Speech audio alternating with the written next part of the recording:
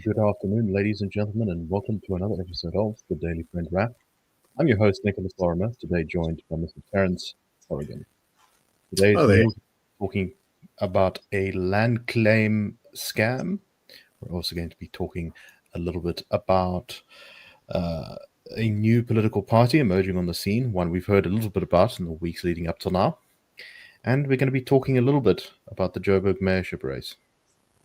So let's start off with the first one. This is a story that goes back actually to the 2000s.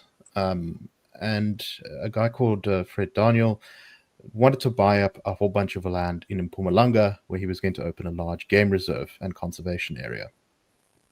Well, things were going along. He was buying up the land until someone came to him, a guy with the surname Fasaki, who said basically that the land should be sold to him, and if it wasn't sold to him, that there might be land claims placed on that land.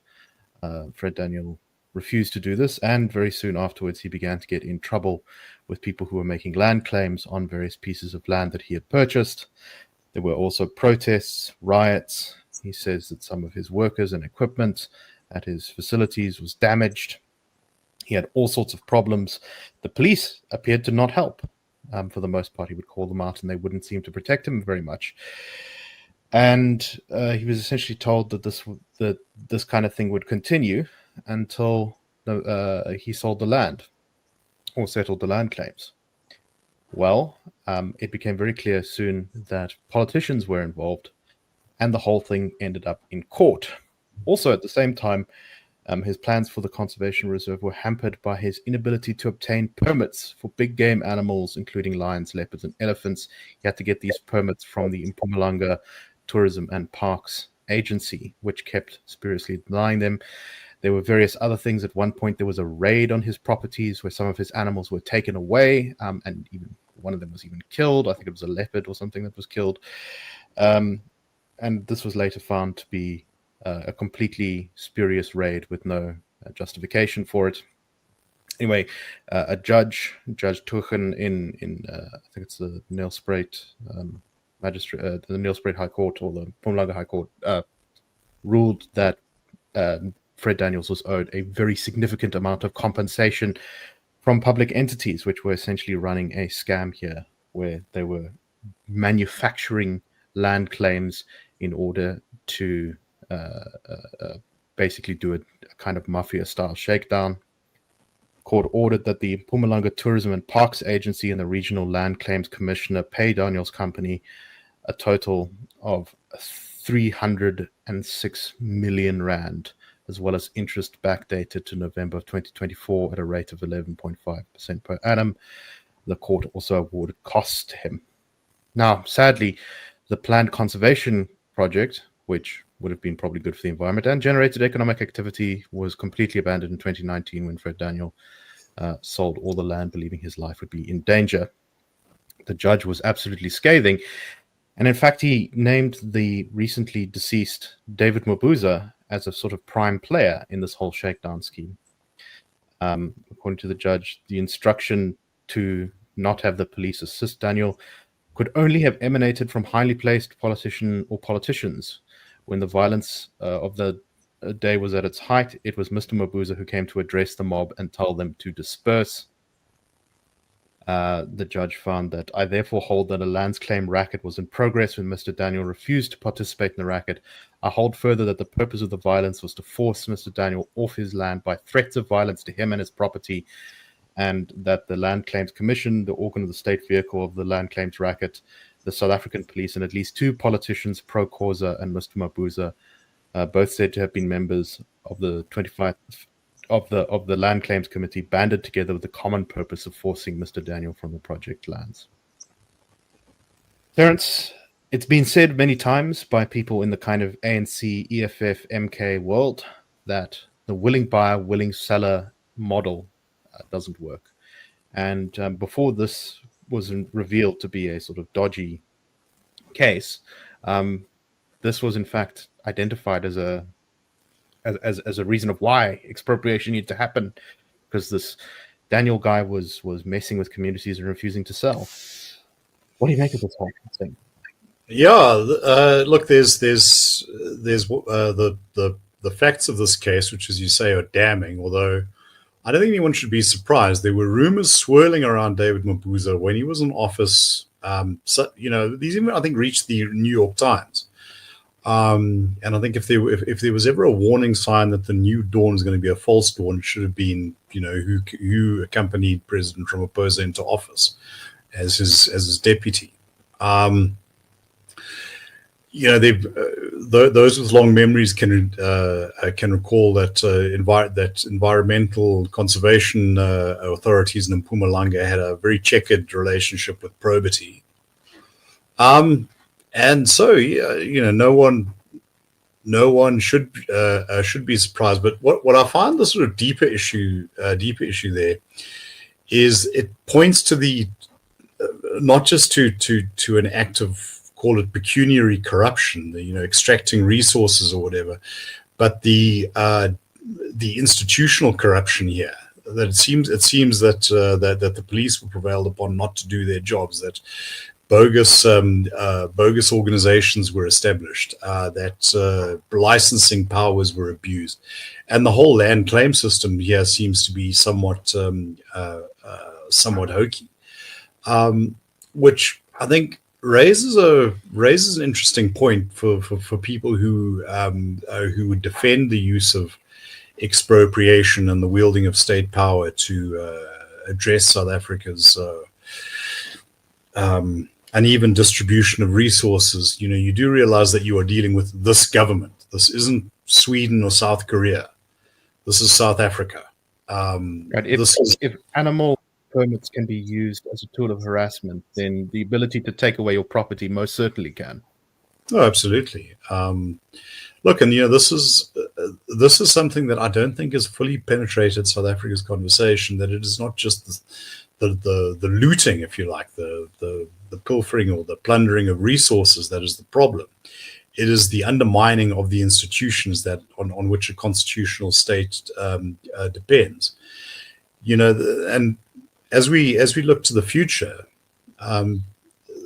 South Africa needs to think in terms not just of reform or of fixing these institutions, but fundamentally at their rehabilitation. This is something I think that cuts across the socio-economic or racial experiences of South Africa. That there is a very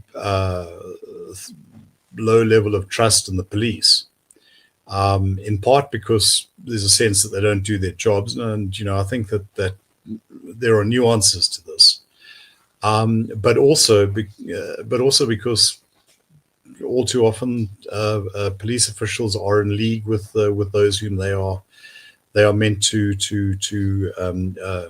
police. I mean, we had the first African head of Interpol eventually being forced out, arrested, and remarkably in South Africa convicted. For that being Jackie Salebi. Correct. Yes. Right now the Mpumalanga Commission is hearing some pretty hair-raising testimony. Now these are allegations at the moment, but I think the scary thing is that nobody is surprised or would regard them as incredible, as beyond what could reasonably be expected. Crime intelligence, which you need to fight organized crime, is there's apparently a cesspool of recriminations and somewhat Hollywood-like in the proliferation of acting positions as others are suing each other and out on suspension. I think there's another point to be made here, which is that one of the defenses of expanding the state's expropriation power to include, for example, as we've expropriation without compensation, is that it's fine. These things still ultimately will go through a court, and the courts will make sure that there's no abuses. And I think this case we're seeing here is yet another example of many of where even when you win in court, the damage to potential investment, the damage to development, and the damage to just simply, your pocketbook is severe. Look, this matter has been going sort of, the trouble sort of started with this in the like 2000s, 20 and years. it only got ruled on, on the 30th of September, just last week, Yeah. when finally the case ended. So I mean, if this is the kind of legal battle you have to fight to win against abuses of state power, to how many people is this level of justice actually available? Yeah, well, there's two things I'd like to add. First of all, for those on the, shall we say, the accused side of things, there's obvious strategies. Just keep kicking the can down the road because you might die. There was the Tembisa hospital corruption has been much in the news lately, and one of the key accused there, uh, managed to sort of expire at his own pace. Um, the other thing, of course, is that uh, what does that say for the pocketbook of the country? Yes, if you have deep pockets, maybe you can fight this case for 20 years. At the end of it, it's the taxpayer who get to fork out 500 million rand. Yeah. Well, 400, 500. Well, what's 100 million between friends? Interesting thing that that figure of what, half a billion is what the Ekurhuleni municipality is saying it spends on temporary housing, and that's why it needs to expropriate this property in the Driefontein farm at nil compensation. Now that is a complicated case, but one just wonders if we weren't having to pay people off, or on court judgments after 20-year struggle to avoid doing anything with it, maybe you couldn't actually turn that money to better use. Yeah, and I think it really kind of gives the lie to the claim ultimately that South Africa needs these radical steps to do land reform. I mean, the questions about like how urgent a problem land reform is in South Africa, and we've talked about that before, about how most South Africans are actually far more concerned with employment and things like that. But even if you accept it as an important part of South Africa's problems, it's still not clear that competently run this system would not be able to work effectively to actually achieve some of its goals, the willing buyer, willing seller model. And I suspect even the most ardent defenders of radical land redistribution, or whatever you want to call it, would concede that it's been handled in a sort of clown car fashion. Right. And in this case, giving cover for essentially extortion. Exactly. Okay, let's move on to our next story. So we've heard rumblings and suggestions that this was going to happen over the past couple of weeks, which we have talked about a bit. But finally, it has officially happened. Build One South Africa with Mmusi Maimane, Good, and Rise Mzansi have decided that they are all going to be merging together into a political party, new political party to contest the local government elections. Now, they say that they will continue under their current banners to fulfill their mandates from the last national and provincial election, but that going forward, they'll sort of all collapse together into this one entity. This new party is going to be called Unite for Change, or Unite for short. And they say that they're going to be presenting what they call a centrist alternative to the ANC, DA, EFF, MK, the big parties of South Africa. One of the leaders speaking from Rise Mzansi said, "We have to put aside our differences to build an offering that citizens can unite around to bring change and hope to villages, towns, and cities across South Africa. We are united for change under one name, one set of electoral lists, one shared platform, and one purpose." Terence, I think that there's, on paper, some good reasons for this. There's also other reasons lurking in the background, one of which is that there is some speculation that the DA and ANC will pass threshold legislation I don't know if that will actually happen before the next local government elections, but there's some speculation that it could, which will create a threshold for getting into parliament or possibly councils of about 1 or 2%. So you'll have to get above that to get representation. And that because all these parties got sort of below that amount, that this uniting together might be a tactical thing to prevent their extinction. But beyond that, on paper, the idea of having a sort of center-left party form together, particularly merging a party like Rise Mzansi with Good, seems reasonable enough. They don't have huge ideological differences between them, all that sort of thing. But in reality, these parties are far more kind of one-man bands, particularly in the case of BOSA and Good, which are centered around Mmusi Maimane and Patricia de Lille, respectively. And the real question comes, can all of these personalities and sort of different vibes work together? It's interesting. They've decided that they're not going to have a single leader, at least going into the next local government election. What do you make of this? Yeah. Look, as a sort of consolidation thing, we've seen this before. The most obvious example, of course, would be the merger of the Democratic Party and the National Party, and the National Party then sloughed off again and went into the ANC. And there was another party in that merger too to form the DA, wasn't it? Also, the Federal Party or something. The Federal Alliance. I think there were Federal a couple Alliance, of nickels and dimes. I think that Louis Late did he not go off to the Freedom Front Plus? I can't remember. Yeah, he was in the Federal Alliance and then he left as well. So it was a merger where both the participants left. Yeah. And then Martinez van Schalkwyk became the ambassador to Australia, literally packing for Perth. Well, packing for Canberra. Okay, so their reasoning would be that they're not hugely different. You can consolidate, and it gives you a better shot in local government elections. I'm not sure just how much benefit they'll get from that, because I suspect that their constituencies will be geographically very specific. If you look at Good, there's a place in the Western Cape where they do extremely well. It's basically Patricia de Lille's stomping ground. That's where she gets her votes from.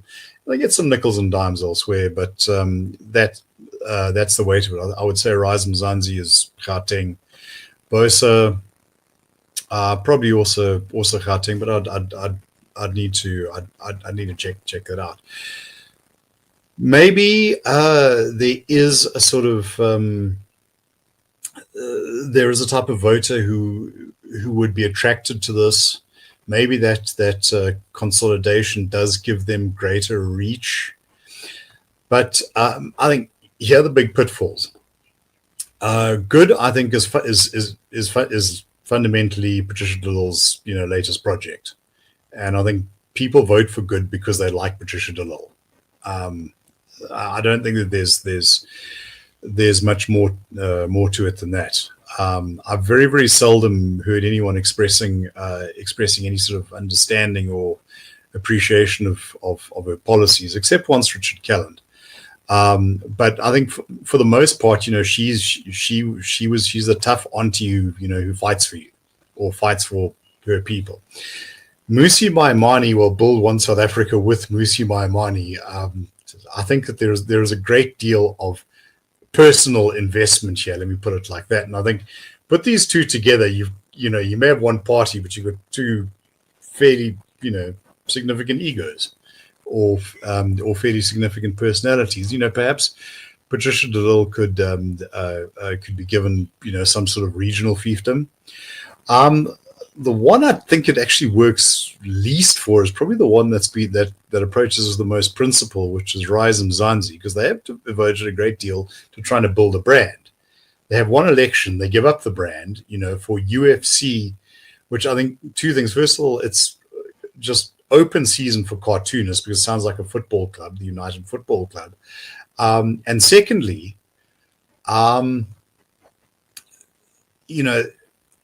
every ballot sort of has this alphabet soup of parties that, are really not going anywhere. AIU and whatever, NIM, etc., etc., etc. UTM. Exactly. And I think that this is probably just going to be caught up with that. I also wonder if there maybe isn't a type of cynicism that could go with this. Well, you want something new, but you're recycling, two very much old school people. Patricia Lowell's been in Parliament since 1994, if I'm not mistaken. Musi Maimane is certainly no political spring chicken. And, Sangeza Zibi, perhaps, but, now that he's sort of thrown his lot in, he's part of that. So, yeah, I also Musi Maimane said, we're not served by small parties or whatever. Well, together you get what, like 5 MPs? Something like that, yes. Yeah. Look, I don't think this is particularly earth-shattering.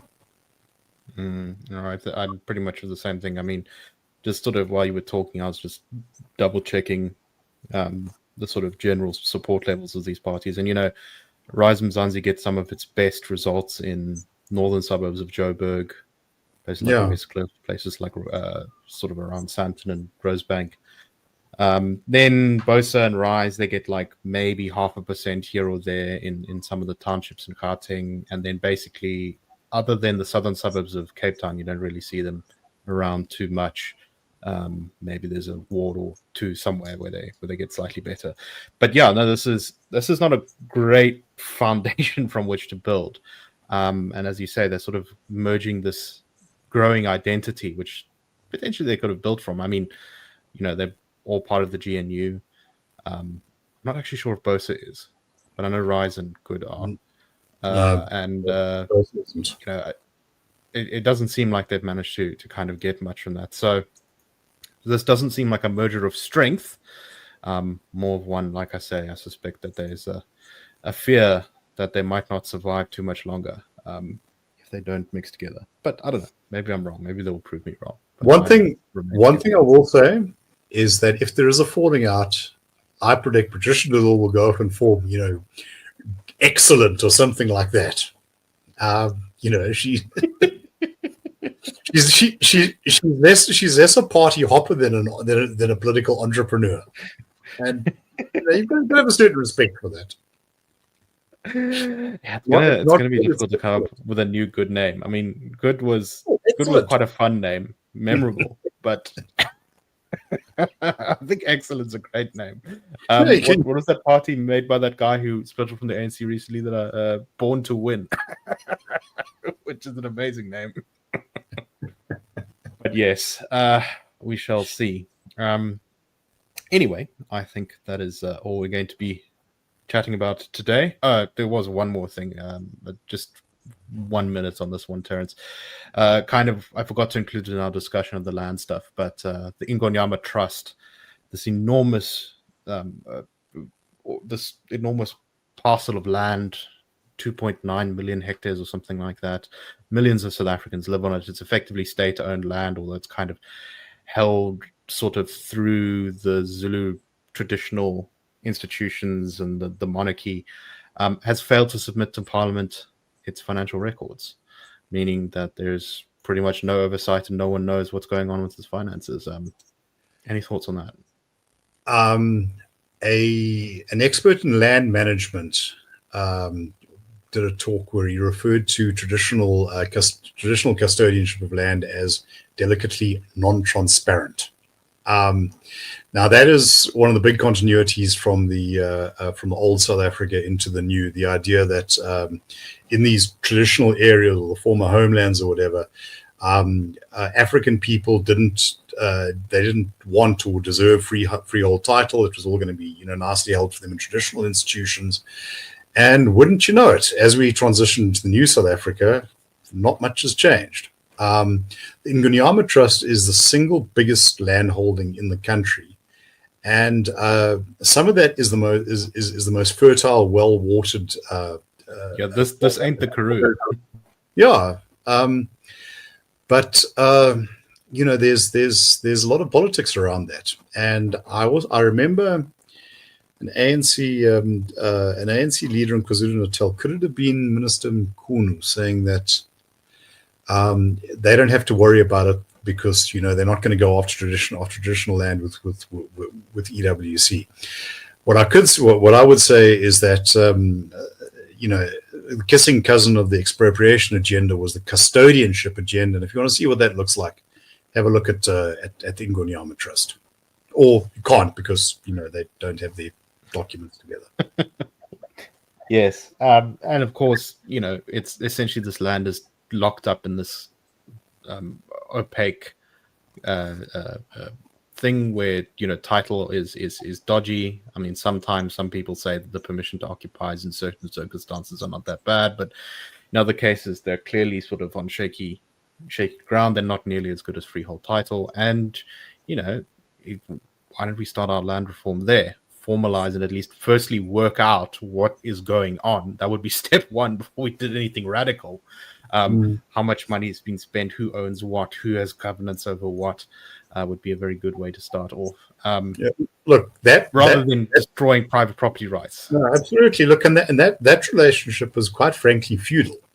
If feudalism was what you like, then this is the model for you. But there have been concerns about taking in rents from residents, and it's not being put into things like building roads. It's kind of being used as personal revenue, and that's not great. Yeah, exactly. Well, and of course we don't know because the annual report has not been submitted. But anyway, that's all the time we have for today. Thank you very much for listening. We hope you found the show interesting. We'll see you tomorrow on The Daily Friend Show. Cheers, everyone. The Daily Friend Show and The Daily Friend are a project of the Institute of Race Relations, the IRR.